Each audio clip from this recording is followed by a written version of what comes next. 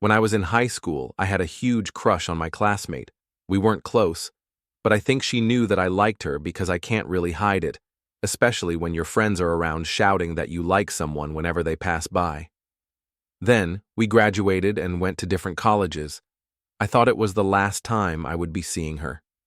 During my second year of college, her Facebook account suddenly popped up in my friend's suggestions, so I added her without a second thought, and moments later she accepted, and I started chatting with her, being goofy and just started making jokes, and I thought we've hit it off. We've chatted for months and decided to go get some drinks, and it all went well. I asked her if I could start officially courting her, and she agreed. It was one of the happiest moments in my life. I met her friends and parents, and they were fine with me, especially her mom, who was so kind. She often praised me that of all the suitors her daughter had, I was the one who showed the most effort and sincerity. But a few months later, I felt changes happening. She was becoming somewhat distant with me and would respond to my chats late or just kept me in the scene zone.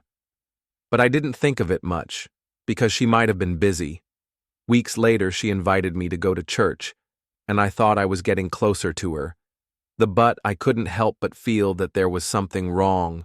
Looking back, this should have been a wake-up call, but I was young and in love, and sometimes you just ignore red flags. A year of courting her, and I can't seem to make any progress. There was always this wall that I couldn't seem to overcome. We were still close, but kinda drifting slowly. Then, when exams were up, her gay best friend went to me and asked if he could borrow some money, and said that it was for tuition fees, and he couldn't take any exams unless he's paid some of the balance he owed. So me, thinking that I have already cemented myself in their friend group, lent him some money. It wasn't much, but for college students it was enough for at least a month's worth of groceries. After lending him the money, I didn't really thought about it much. Later that night, one of my friends invited me to go get some drinks from a bar nearby. I declined because I was also busy with schoolwork, and I was enjoying chatting the girl I liked. Her replies were short, and she would reply after 5 to 10 minutes. But I really didn't think much about it because I thought she was just busy due to exams coming up. Then my friend tried to video call me. When I answered, he said, "Hey bro, the girl you're courting is here at the bar. She just came with her friends. They're at the table next to us." I got curious and was tempted to ask her, but I thought it wasn't really my business what she does because we don't have any labels yet, and maybe she just wanted to unwind with her friends, so I just let it be. After a few hours, my friend sent me a message. "Bro, the girl you're courting is being introduced to a guy by her best friend. The guy is tall and handsome." He then sent me a picture of the girl I was courting and the guy her best friend invited. They were sitting next to each other. After reading that, I got overwhelmed with jealousy and asked my friend to keep an eye out and just hear out their conversations. I later found out that her best friend, the one I loaned money to, used the money to get them to go out for drinks and invited the guy to later introduce to the girl I was courting.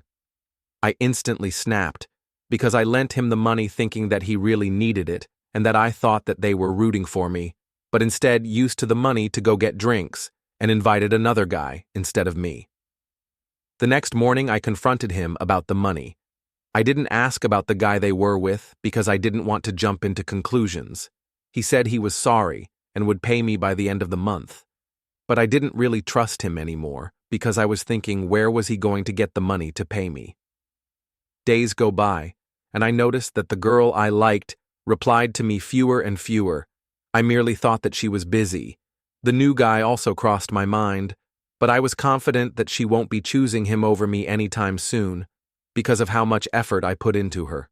I tried my best to be the ideal boyfriend, bought her flowers, cooked for her, listened to her problems, helped her with her schoolworks and such. But one day, my whole world fell apart. I was hanging out at my friend's house when she suddenly called me and asked when was my birthday. So I told her. At first I was so excited and thought that maybe she was going to give me a gift or something. But later that night when I was chatting her and asked how her day went, she just suddenly replied, "Stop chatting me, I don't want to see you anymore." Tears just rolled down my eyes, and an overwhelming surge of sadness hit me. I just dropped to my knees sobbing. I tried to ask her why, and she didn't respond. I tried calling her a few times, and when she did take my call, she just shouted at me, "Don't ever talk to me again. Why are you meddling with my dating life?" Component placement. I was confused, kept asking her why. My mind was in shambles. I kept thinking of what did I do wrong. But she didn't answer me. I kept crying that night, banging my head, trying to think of why was this happening. I went into depression for 3 months. I couldn't eat, couldn't sleep. My mind was in a haze, chest feeling heavy. I dropped out of college because I couldn't function anymore. Unaliving myself always crossed my mind. The only things that helped me keep my sanity and my life were my friends. They would visit me daily even if it meant cutting classes and just stay in my room, no talking. But their presence reassured me. They just kept me company and would often crack jokes and tell me stories of what they did, even though I was unresponsive due to my thoughts clouding everything. My chosen brothers helped me through those 3 months, and I am forever grateful for them. The times that I've already given up on myself, they were the ones who showed me that even if I was being difficult, they haven't given up on me. I recovered after 3 months, but the pain and trauma were still strongly lingering. I then found out from one of her classmates 2 months later that she was secretly dating the guy her best friend introduced her. Basically, after her best friend introduced her to the guy, they started dating already after a few days, and she was so mad at me because apparently someone made a fake Facebook account just to ruin the guy's image to her and thought I was the one doing it. That's why she asked for my birthday, because the Facebook account had similarities to mine. She didn't even try to hear my side of the story and just jumped to conclusions and was convinced that I was the one who did it. Their relationship didn't last long because the guy she defended, unbeknownst to her, was already in a relationship and had only used her. He somehow convinced her that he was single, and if they were to date, he wanted to keep it low-key because he didn't want others ruining their relationship by meddling, like how someone made a fake Facebook account and claiming that he was already in a relationship and started arguing with the girl I liked.